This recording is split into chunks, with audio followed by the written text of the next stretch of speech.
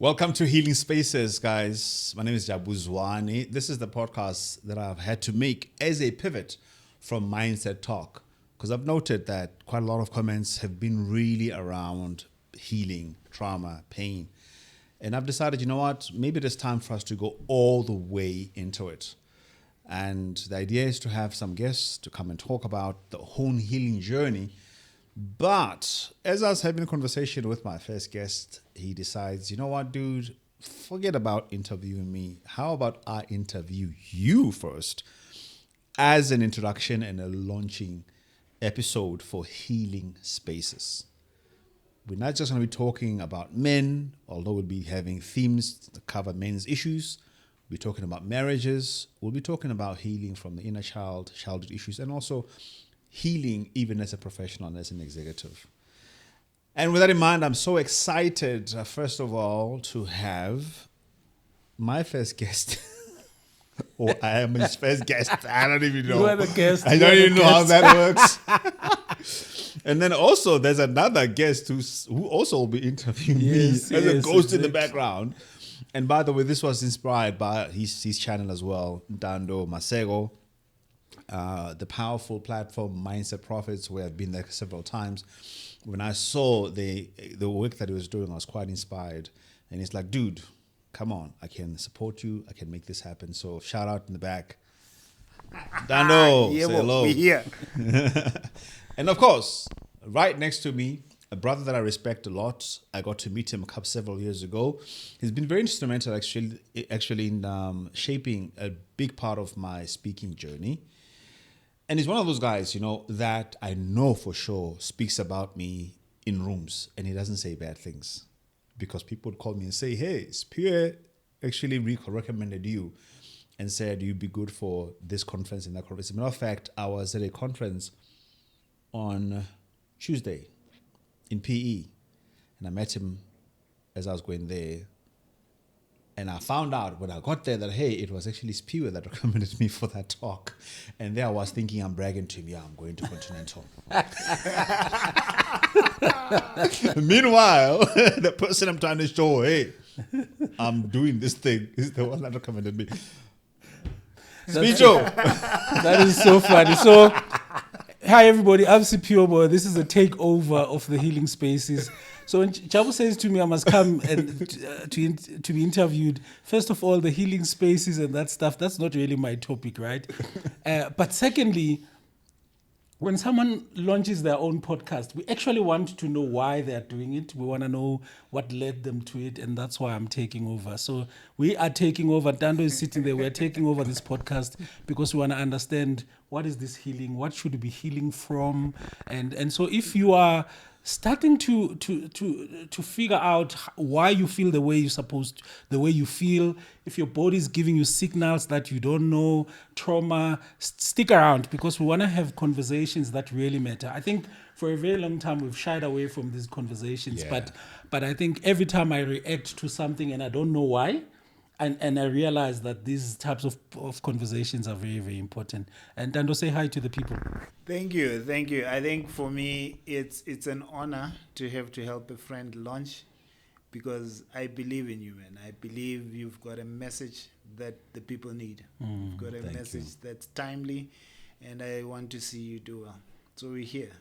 Appreciate it. Proud that you're launching. So let's do this. Nah, man, I'm so happy. I'm really glad to have you guys here. Because one of the things I'm thinking about is, people always complain about how they don't have helpers around them. And I know you guys are helpers, and I'm a helper. And it's so fantastic that I have you right now in this hour. Yeah. Which is, for me, I think a big part of my healing is allowing people to help me. Because part of my identity has been around, I'm the helper, I'm the hero. Yeah. And if somebody asks me, do you need any help? I'm like, I'm fine. I've learned to say, no, I'm not fine. So when you say to me, hey, dude, I will interview you, I didn't even resist. I was like, that's actually a good idea. Let's do it. So let's get to it. Yeah. A few years ago, if you were to tell me we were talking about healing and we have healing spaces, people used to frown upon such things. Are you getting a sense that people are now comfortable with the fact that every human being needs to heal? Absolutely. I think that my conversations, and especially reaction to a lot of the topics that I talk about, is the strongest reaction is always around explaining the human suffering. When I explain why, for example, we speak about imposter syndrome, that is not an imposter issue, but it's actually a fear issue. It's a fear of confidence. It's a fear of getting the attention, and how attention growing up, for example, has made you feel. Sure. Maybe you were criticized. Maybe you were not celebrated when it was your turn to be celebrated. Maybe you were not the favorite child. Whatever it is that was your negative experience with attention now has made attention dangerous for you. So then you avoid it. You avoid compliments because compliment is an attention. So if somebody says to me, "Hey man, that's a nice cap you have on," you want to immediately move that attention by shifting, by saying, "But that's also a very nice scarf." Yes. That you also I do that wearing." a lot. Yeah. You know what I mean? Yeah. Because attention invokes your nervous system in a negative way, Yeah. and immediately thinking, if this thing stays too long, me being on attention, it's only a matter of time before I get criticized, or I get insulted, or I get teased, Sure. or I get ignored. And so those conversations, every single time I have them, the reaction is in the room most of the time is like, "Oh yeah, that makes sense," and it's quite strong. So yes, I'm getting a sense that the time is now. You know, when you say this, it's weird to me because I was thinking about this yesterday, that if you've been burned by fire, even light feels like fire to you. Exactly. And so now you want to dim yourself, because the very same thing, which is the spotlight now, kind of the body remembers the fire that you've been burned. And so many of us, we're not even sure why we're shrinking ourselves. But I think you said something like, well, we never respond to what is happening now. We respond to what? We respond to who we've become. Sure. We're responding to what we have experienced. Yes. I love that example of the light. There's certain similarities with light to the fire. And unfortunately, the brain, when you have been in a negative environment, tends to concentrate on the negative aspects. Sure. And so immediately it gets provoked to attend to pay attention to the negative things, right? As I'm saying, a simple thing like attention, you know, closeness, for example. A lot of men that have not, for example, had very close relationships with their mothers or with their fathers, or whatever the case might be, and maybe when they were growing up, there was abandonment, or there was hurt, or there was neglect, right, or a lack of affection. Closeness is uncomfortable. So when you, for example, you get close friendships with other men, you don't want. Yeah. You still keep your distance because you don't want to experience that rejection again. Yeah. If you're in a relationship with a woman that really, really, really loves you, and that wants to become closer, but because of you haven't had a close relationship with your mom, closeness invokes that sense of danger. Even though you want it, you would react to it, because closeness, again, provokes the nervous system to say, if you come close, you're going to be pushed back, so don't come close. And then you find yourself crying about the fact that I'm not close to people. You want them, but then when you're close to them, you're uncomfortable and you don't know how to do it. So we self-sabotage because of such things. Yesterday in Tando, you remember when I arrived at the event we were in, I saw you and someone, and I said, when I saw you, I felt safe.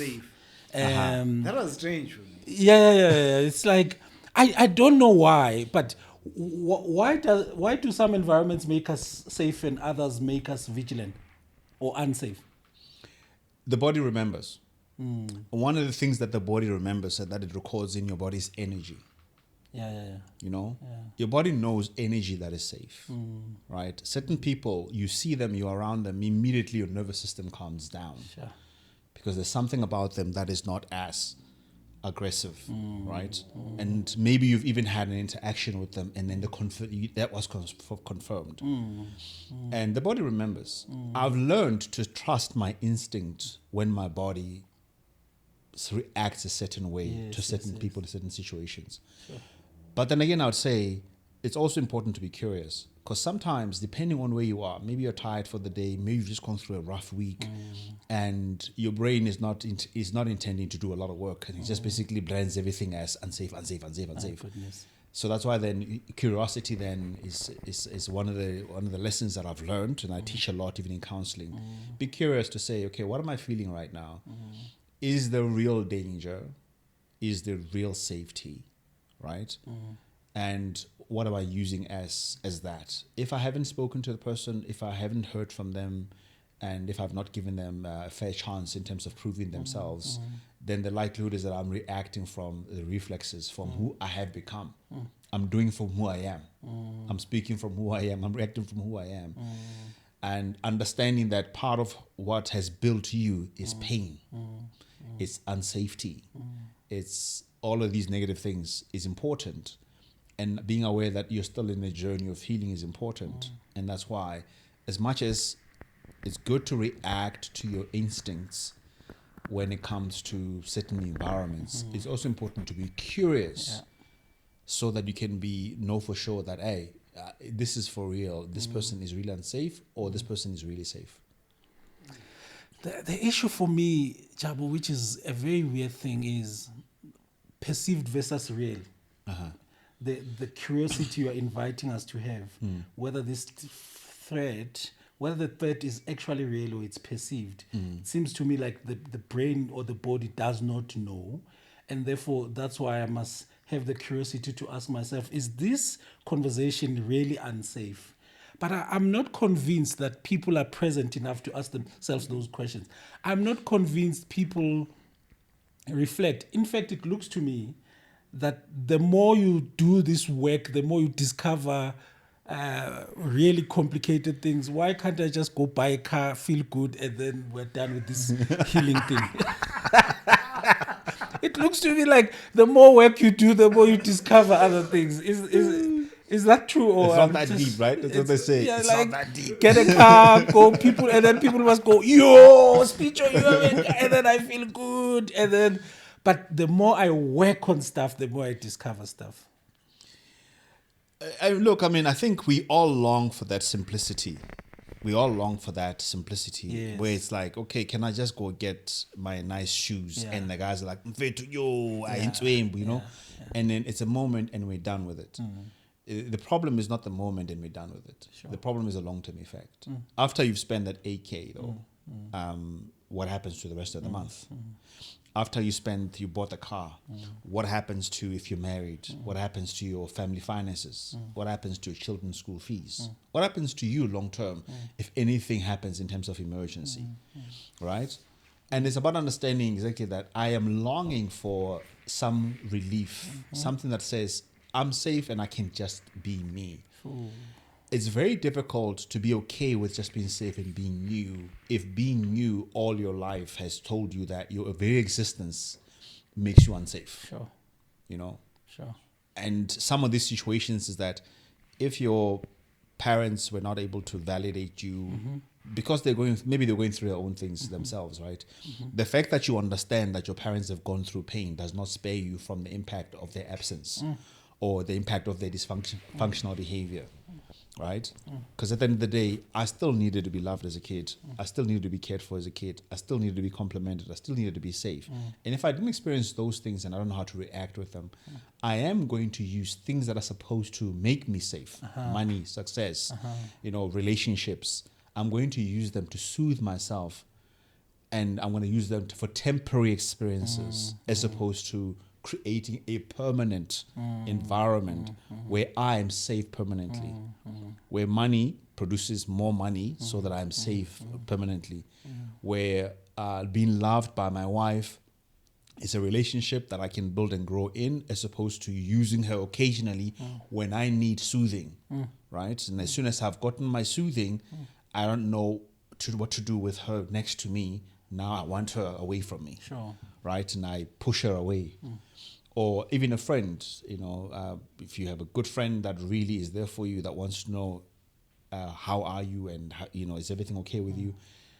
As soon as you've said that, now you don't know what to say or what to do anymore because the conversation now is becoming awkward because you're used to the presence of people being unsafe. right? So those moments, as much as all of us want to say, yeah, but why can't I just do this? Ultimately, we have to look at it long term. Long term, do you have people around you? Long term, can you show for all your hard work? What have you got to show for? Long term, if you've introduced wives as men and even as a woman, you've introduced a husband and you introduced kids, how are they experiencing you long term on the in multiple experiences in your life? So good. Dando. Yeah, I think for me, listening to you guys, I'm just blown away and wondering, how did you come across this body of knowledge? Sounds like so much that this man knows. I've been through a lot. We've been through a lot too. There's a term researchers use. I think they say every research is me-search. To discover these things as you are searching. Is that how you came to this? Absolutely. I mean, I love that the me search. I think growing up, I was actually me searching all the time, especially against the experiences towards me. I grew up in apartheid South Africa. Jabu Zwane, who's a Mosotho. Yes, growing up with Basotho. Yes. I'm growing up in a family that is full of light-skinned people, right? And you know how colorism is an issue in this country, right? I grew up with a father that has mental illnesses, and this whole issue of being associated with him as my father who's unwell. And of course, in our culture, we believed in people being bewitched. And by virtue of me being the firstborn son and associated with him, then there is almost like a curse associated with me as a kid. So with that at school, because the school knows this is what's happening in society, right? They know your father is crazy, your mother's not around. By the way, my grandfather's name is Tronk. Which was jail, and he worked at as a prison warder. That's funny. So they used to want a tronco. Wow. So I grew up in this environment with so many uncomfortable experiences, and I remember as a kid all the time asking myself, "What's wrong with me? What's wrong with me?" And this thing of thinking that if only they knew me, if only I can be good, if only I can just be whatever it is that I really am, they see me for who I am, maybe they will like me, right? And then every single time I would try that, not succeeding. And there's a point where I started to realize that I need to survive. The torture of rejection was too much. And that's where I suppose even the whole accent and the English thing came from. It was really performing. Wow. One of the things I learned to perform growing up was this whole thing of writing songs back in the day, right? Everybody would write songs, but because most people are not comfortable in English, they wouldn't write rap songs. It's like, oh, raps. Then I would watch Studio Mix and I would record at my friend's house, because obviously at my house there was no TV, and I would play the songs and I'd record. Oh Dear Mama and Back in the Day. And the Monday when we get to school, I'm rapping a song. Wow. I'm doing my thing. And this was a survival mechanism of saying, I don't have the money, I don't have the looks, I don't have whatever it is that they say I don't have, but at the very least I can do something that you cannot. So it became a coping mechanism. So I learned as I was growing and as I was getting older that this is becoming quite costly, because I'd become such a performative person. I said something very, very interesting the other day, and I never thought, and I didn't realize until then. I became a pastor because it gave me one of the perfect places to perform. Wow. It was. Did God use it to heal me? Absolutely. Sure. Did I get to learn the Bible so deeply? No doubt. You know, one of those preachers that can recall 100, 120 scriptures in a sermon. It helped me a lot, as far as especially even giving me the language of my own human experience, and my experience with God has been exactly that all things do work together for good. That even with all of that mess, that God was able to heal me. But when I was in your podcast, I spoke about starting over. When I lost my first wife, and 2 years later, I was 39 years old, I realized, man, this is not the life. This is not the life. There's a lot that I'm carrying in my head that is unsorted. And I had to sit down and sort myself and sort it out. And that's where this whole mindset development came from. And it meant that I sat down. And I remember having a very private and very deep conversation with God. And I said to God, nowhere in the Bible does it ever say that Solomon is the only one that you can give wisdom to. You know, I'm not asking for Solomon's wisdom, but at least give me wisdom for my life, for those I care about. You had that conversation. I did. Okay. I said to God, I need wisdom for my life. I need wisdom for the people that I care about in my life. Sure. And if it is true that you have called me to do anything, give me wisdom for whatever that is.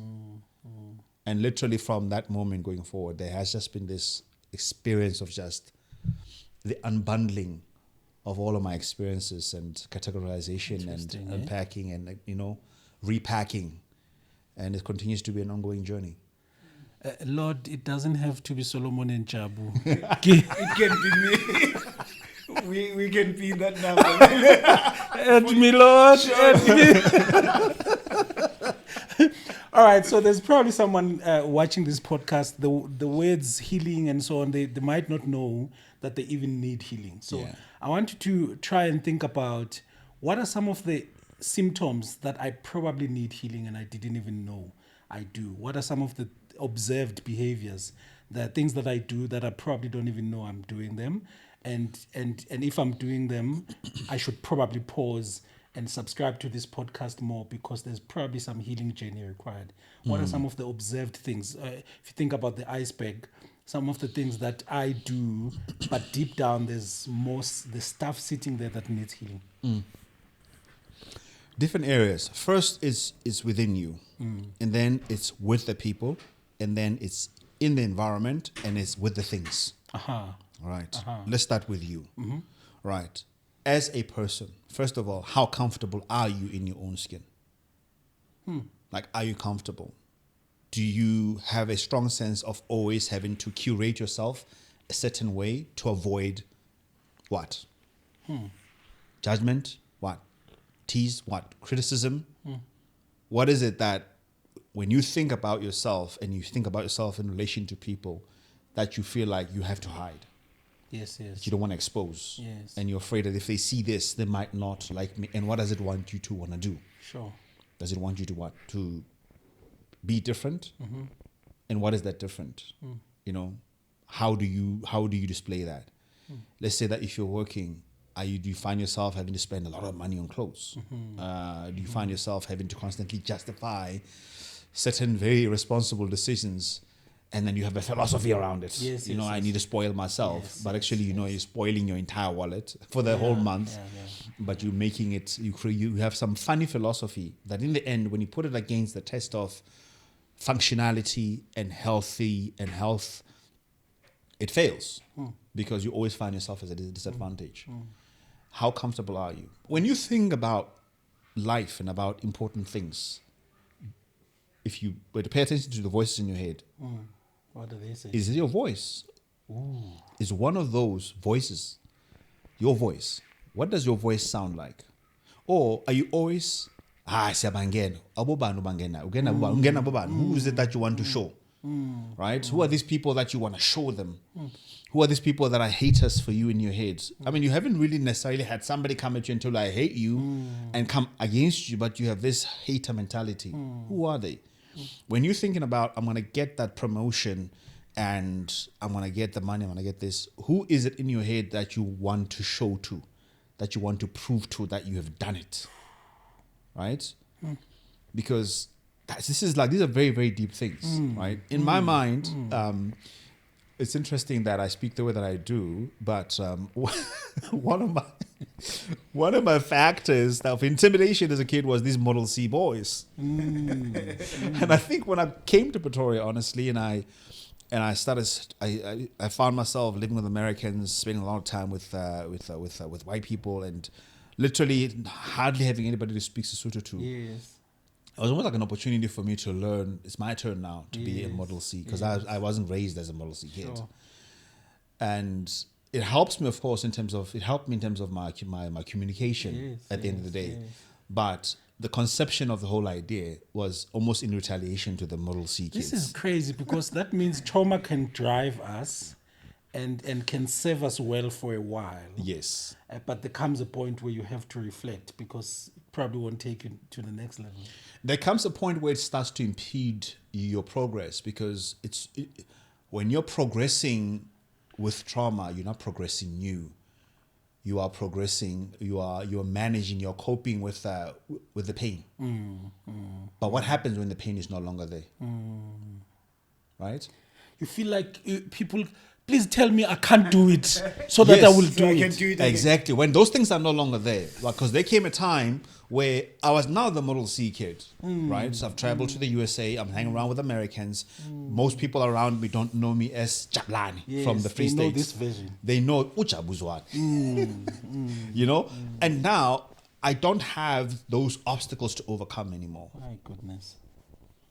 Right? My And then I found myself at a point where I was like, okay, exactly who am I? And why am I doing these things? Right? Why am I doing these things? I wrote a book that I still haven't released today on mindset development. Hey, the English in that book. Even for me, sometimes like, what was I thinking? It's for me, it's a trauma book. It's a reminder of what happens when I don't heal from trauma. I remember I realized as I was writing, I wasn't writing the book even for healing. I was writing the book to impress the academics, to impress whoever's going to be criticizing. And these are all the teachers that used to criticize me as a kid because of I was not from the right family, right? Or whoever else in society that didn't think of me as whatever I thought I was. And for me, it was writing a book to prove, Uguti, yeah, you were wrong. Right? And these are the things that when you don't heal with trauma, it'll drive you. You become successful, you get to the top of the mountain. But when those obstacles are no longer there and it is time for you to feel safe, to stabilize so you can thrive, this is where self-sabotage comes in. Because let's talk about now from the biology, right? The chemicals that your brain produces. I call them love chemicals and stress chemicals. The love chemicals, which is your serotonin, which helps you with calm, oxytocin, your bonding and your safety chemicals, dopamine, which is your the chemicals of reward, of excitement, right?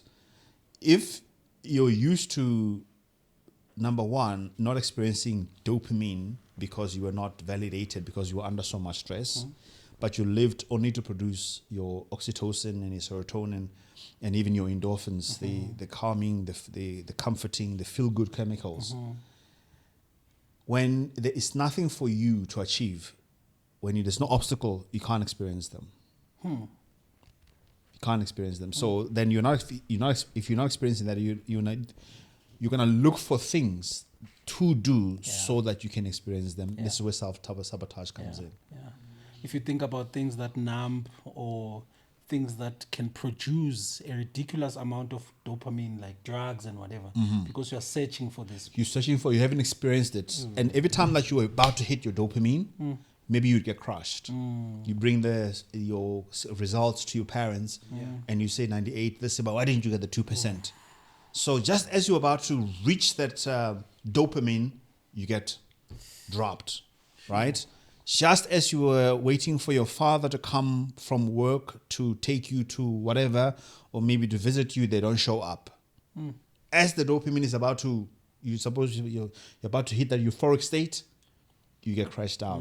So the multiple disappointments, there's a point where your brain teaches you not to anticipate and to be enthusiastic and to suppress, the production of dopamine. Now, as a result, when you have achieved you got your promotion, you got your bonus, you got your wife, you have the life that you want. That's where the emptiness comes in. They don't produce that sustainable dopamine that is supposed to bubble throughout your life. There's nothing there.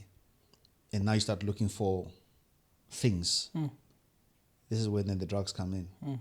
This is where, as a man, if you're not very careful, then you start thinking I can get it from cheating. Or from their Lamborghini. And for some reason, those side chicks and stuff, it sounds like they know what you need. They will hype you. Yes, they will hype you. and then you're starting to think that's where your safety is, that's where your joy is, and whatever. But it's not a sustainable thing. It's not a sustainable thing. And by the way, people like that know that you need that. They know they can pick you up. They can pick it They up. can ne? read it. They can read.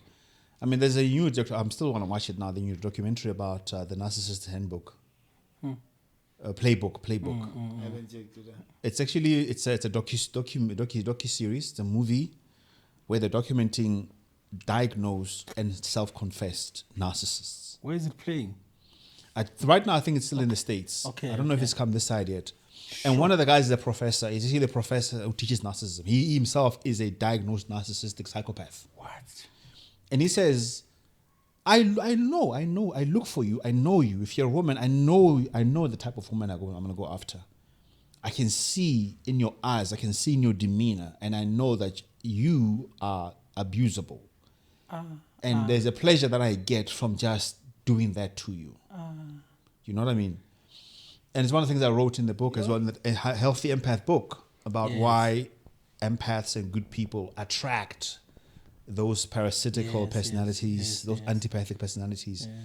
Because these guys are not very much in their emotions. They don't have the disruption of the emotions. They are using their logic. Cognitively, it becomes very clear.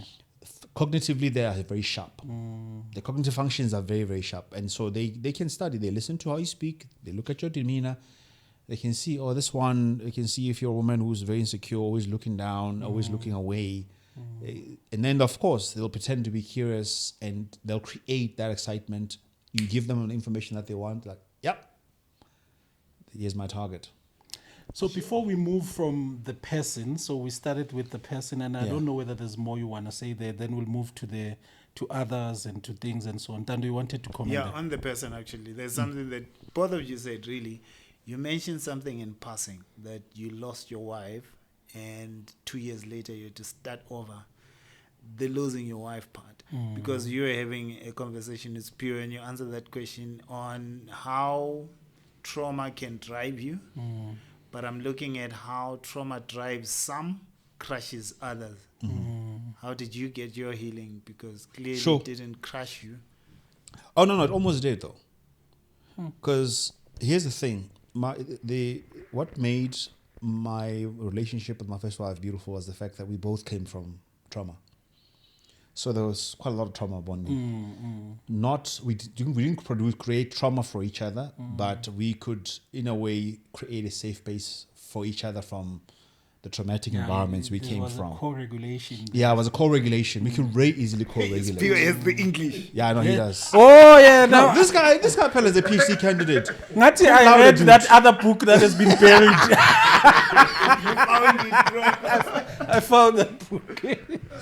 Co-regulation. Yeah. Okay. So it was a lot of that co-regulation. And so there was, in my mind, I feel like I was hiding in my marriage, my first marriage, from all the pain that I used to experience. And we could be able to provide that for each other, right? And then when she passed away, it became very clear very quickly to me that I felt like I was back being a kid again.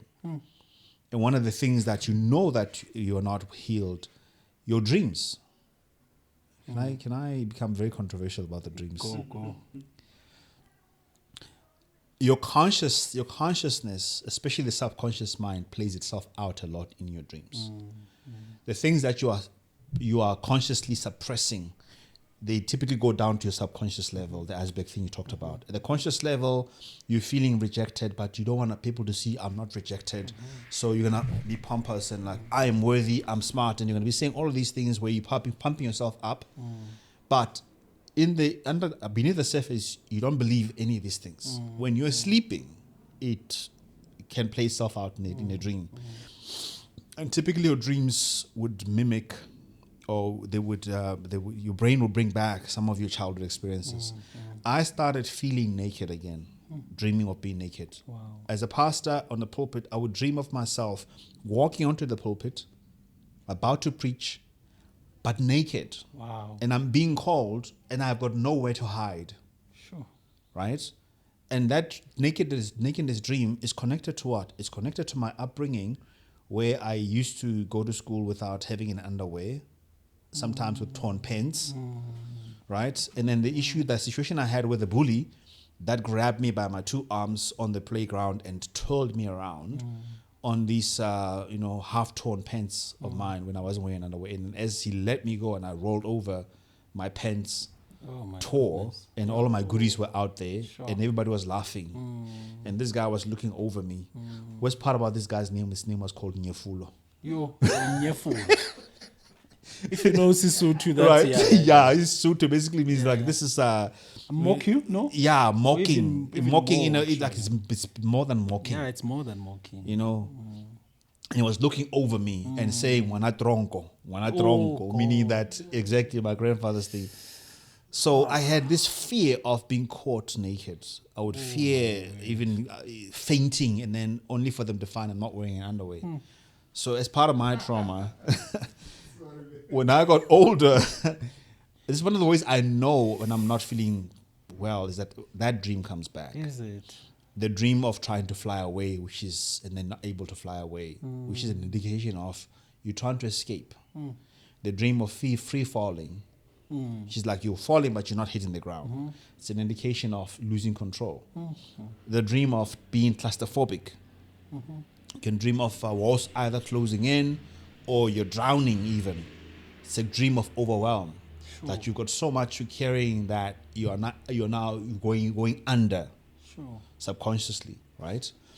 The dream of being chased by animals and things. Yes. Most of the time is like there are things that you haven't done and things, whether it's secrets that you're keeping, whether it's things that you don't want people to find out about you. If you have got imposter syndrome as a person and then you've gotten promoted, sometimes you can find that you're having those dreams and it's like you're fearing that I'm going to get found out. I'm self-diagnosing. Yeah. you're feeling like you're going to get found out. Because in the back of your mind, your subconscious mind is like, one day they're going to find out that I'm not this thing that they think I am. Right? So I mean, the passing of my first wife threw me in that. Add to that the fact that my wife is somebody I liked back in high school, but I didn't think I was good enough. Right? And here she is, poor woman, loving me, and then here I am having difficulty just being in sync with that, with that she loves me. For me, I can't connect it because she knows so much about my past. Right? And so those experiences, everything came crashing down in the psychological perspective. But materially, though, I was losing. I was finding a job. I had no finances. I was, things were falling apart. Houses now being put on market to be sold. Cars being taken back to the bank. So I had to ask myself, after I have lived a life that I had lived and being able to live in Pretoria East, next to Silver Lakes, one of the most affluent places in the entire country of South Africa. As a matter of fact, I think that area is even higher than Sandton in terms of the average price of houses, right? And I lived there. I lived literally in one of the most secured, advanced areas in the entire continent. Sure. Right? But then I'm finding myself now literally getting out of there because I can't sustain my place there. And this is the problem with not dealing with your trauma. It catches up. It catches up with you, and most of the time it catches up with you right there where you are now supposed to be free, independent, and who you really are is supposed to come out and lead you forward. My question then is, who's coming out? Who's the real you? If you have lived your life through trauma, not as you, but as this thing that trauma made you to be, a performer, a people pleaser, right? This facade of a confident, maybe there's even arrogance, maybe there's even aggression, maybe that you have suppressed even your empathy because you felt like, caring for people is not going to help me because if I care for people, being able to look at your life at that point, because that's when it catches up with you if you don't deal with it. All right, so because I want to make sure Yeah, that we yeah. kind of like close the loop.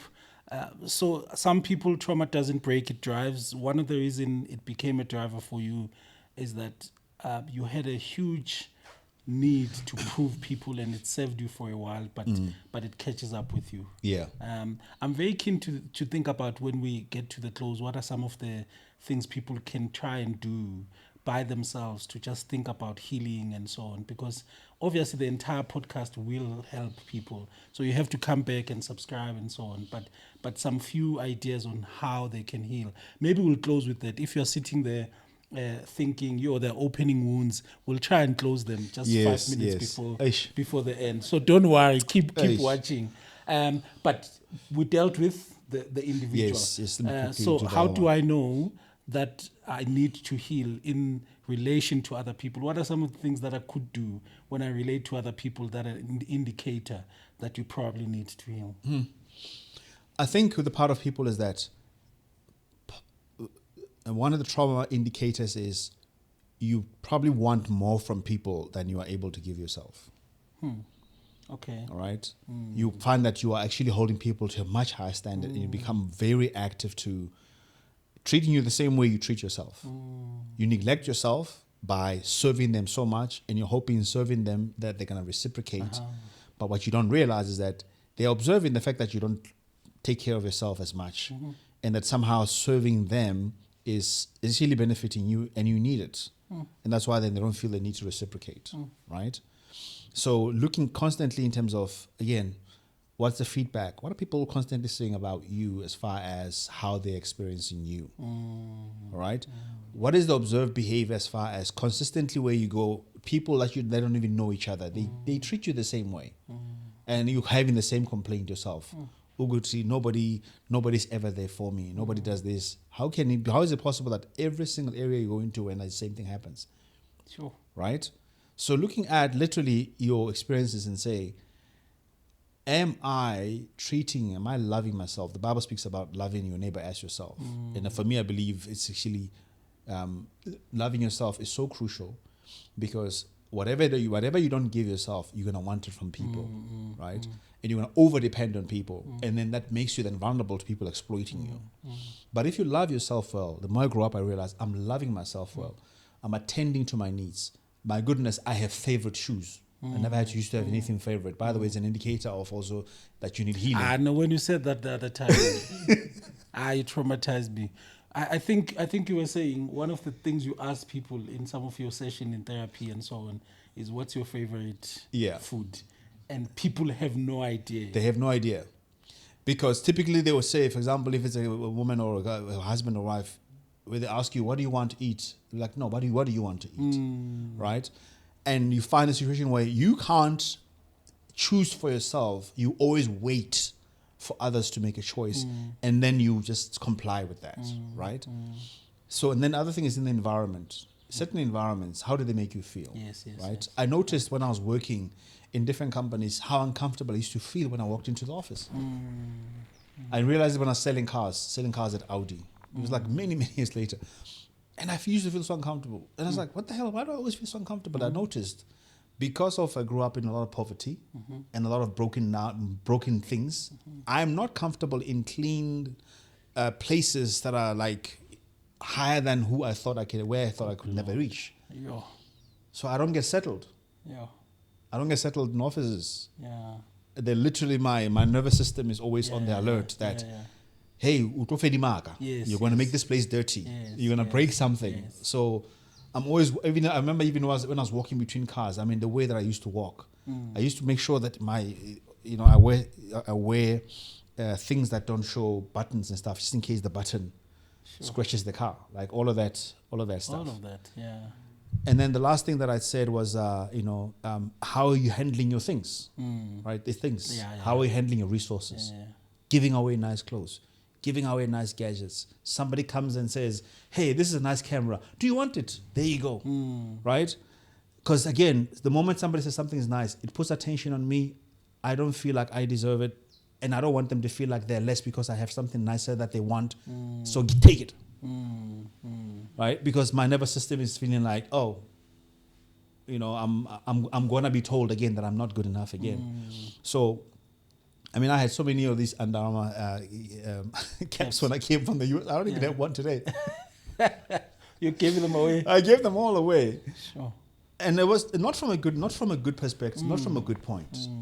But all of that was from, again, because I don't have a very good relationship with owning things and things belonging to me and things being mine and things being taken away from me or the opportunity being taken away from me just as I'm about to get it. I have learned not to attach. So I've got attachment to things, right? And so It's interesting because some people could go to the other extreme where you hog so much. Exactly. Right? And yes. in your mind, I guess those are the people who are like, poverty maybe has caused them to think that, this thing can go anytime. I must never. So I guess those Like a reactions, scarcity Yes, mindset. the scarcity mindset. Yes, it can definitely go to the extreme as well. And that's the thing about these things about trauma is that they teach you behaviors that are almost automatic whenever you experience certain things. They're reflexes. Your brain doesn't allow you time to think how I'm going to respond to this situation, right? Hypervigilant person, constantly scanning for danger. Yeah. There's other friend, Magabaza says, one of the podcasts says, hypervigilance is, the person looks at you. Yeah. Like, Yeah. right? And then you want to start a fight. You want to start a fight just because somebody's looking at you. Because, again, being looked at meant negative attention. And then you're going to get in trouble. But now that you're older and you've got the power, now you want to make sure that that doesn't happen. And one of those automatic behaviors, that at the end of the day, when you sit back That's the problem. and you reflect, Automatic. you have messed up. Sure. But because of the shame that you have, and sometimes the shame of, I'm a good person and I'm the victim, so things have been done to me. I could never do this to someone else, or I'm justified. And then you find it hard to apologize. Not because you don't realize that you're wrong, but because apologizing would be taken on the shame that you also are a perpetrator. That's deep. I have a question for both of you. I would love to hear your take on. I know. We are closing. Because I'm listening to the conversation and the engagement and thinking, okay, so what if I'm watching and feeling like, why would I come back to the podcast if it's going to open wounds? Because it's as deep as the conversation is, I fear it's going to open old wounds that are uncomfortable.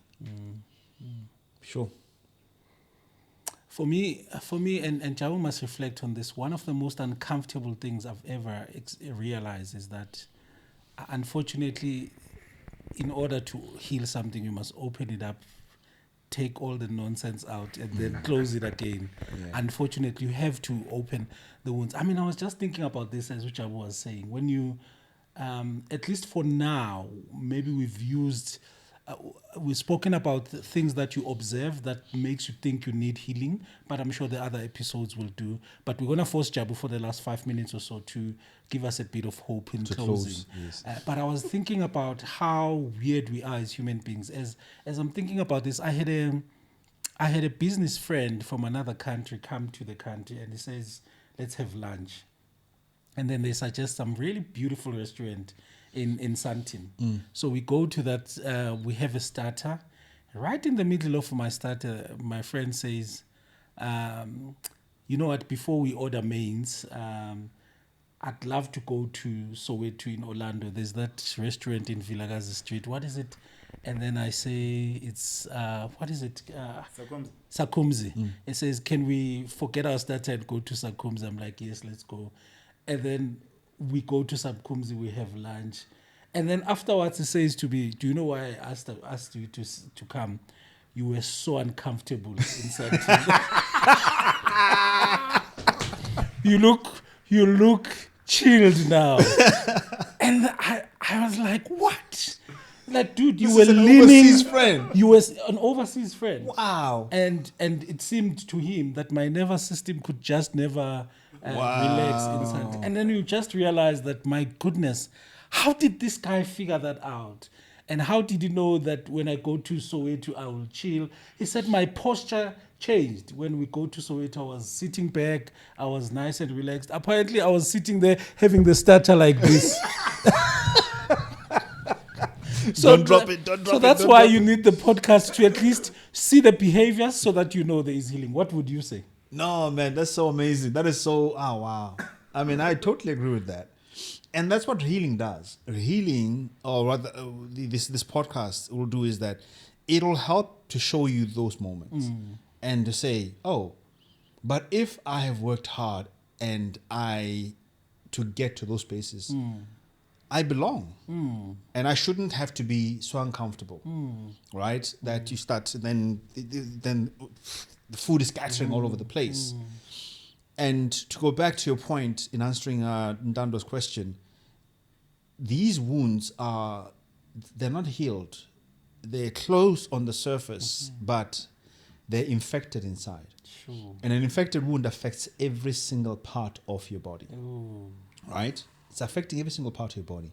It's affecting how you're showing up in business and what you're accepting as a reward in terms of monetary, but also even in terms of treatment. It also is affecting what opportunities that you are choosing to take.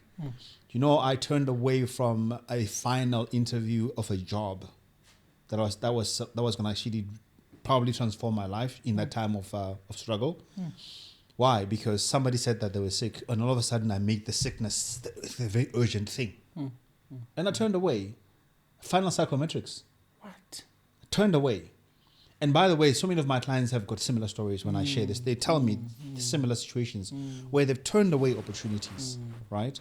And so we need to go and unpack these things and unpack these wounds to understand our behavior. You cannot manage yourself as an entity, as a human being, if you don't understand yourself. You can't lead yourself well. And as a result, the decisions you make won't always make any sense. And you'll always be surprised in many instances of the outcomes of your life. That you've worked hard, you're highly smart, you've had a lot of opportunities, you've had support, and in fact, you have earned some of the resources, but when you look at your life, you don't have anything to show for it. And a lot of that has to do not with necessarily your level of intelligence, which is gifted by God, not your talent, not even the opportunities, but it has everything to do with this part of you that you're not healing, that's affecting, at the end of the day, eventually, how you're going to feel when your talents, your gifts, your intelligence, your hard work, your opportunities has helped you to achieve all of those things. It's like, how do you feel? Do you feel independent? And for me, you know that word feel, it's becoming very clear that there's a very big difference between whether I feel safe and whether there is actually a reason for me you not to feel safe. Sometimes there is no reason at all. I can't explain my behaviors. I'm feeling safe. It's perception. It's my nervous system reacting automatically, as you say, and therefore we have to bring these things to the surface in order for them to be healed. Absolutely. Closing, one of my clients said to me, I deserve to experience a healed version of myself in my lifetime. Sure. I even used it now as a tagline for the Healing Spaces program that I'm running now, that I'm starting end of June. That you deserve a healed version. I love how healing experience feels on my nervous system. It's calming. I'm not reactive. My wife likes me so much better. My kids enjoy me so much better than as a father. You know, I don't drive my friendships anymore on you didn't call me and I'm trying to do this transactional thing. If I want to call you, I'm going to call you. If you don't call me, that's up to you. I'm not going to make a big deal out of it because now you're triggering me and reminding me of my father who left me. Yes, Like, exactly. you know, you got your own issues. So I'm not going to try and put all of those things into new relationships because I haven't dealt with my issues. I am so much more comfortable being alone as much as I'm comfortable being with people. And if I want to go, I can just go without feeling like, oh, I'm breaking some code or law that's going to make them not like me. And then I end up staying longer than I should in certain spaces. And then next time I'm avoiding you. Yeah. Guys, you probably don't know this, but Ndando is intimidating us now. Yeah. Telling us it's time to shut up. So, Jabu, in closing, because I need people to feel that there is a sense of hope. You can turn things around. Yes. What would you say to close, to introduce the podcast to people and say there is... that healed version of you is actually possible. Anything to close. This one is even going on TikTok. 1, 2, 3, go. Look, guys, healing is possible. And honestly, you deserve to experience a healed version of yourself. Yeah. That does not happen automatically. Unfortunately, it would require quite a bit of work, but it also does require that you go through a process that can help you to do that safely. You know, you can't just like shut yourself out and pretend that you don't have these things. It's okay to acknowledge that I'm not well, so that you can be able to attend to some of those pains. Sure. So in this podcast, honestly, is really about bringing people who are through their healing journey, who have healed, to share their stories so that you can know that you are not alone, but also to learn practical ways on how to deal with these issues. And also we need to contextualize them within, by and large, the African context and the black context as well. Because the triggers of these pains are different in us than maybe they are with other people. And understanding them within our own context and how they impact us at a human level, I think is very, very important. That's why you gotta subscribe. Thank you for allowing us to hijack your podcast. Next time you come, Jabu will probably be the host. We'll try and gate crash and ghost, whatever we do, because this is the space we want to be in as well. So like, subscribe, share, and see you next time. Even if I'm not here, I'll be in the background. Oh, thanks, bro. Thank you, man. Thanks so much, Siphiwe.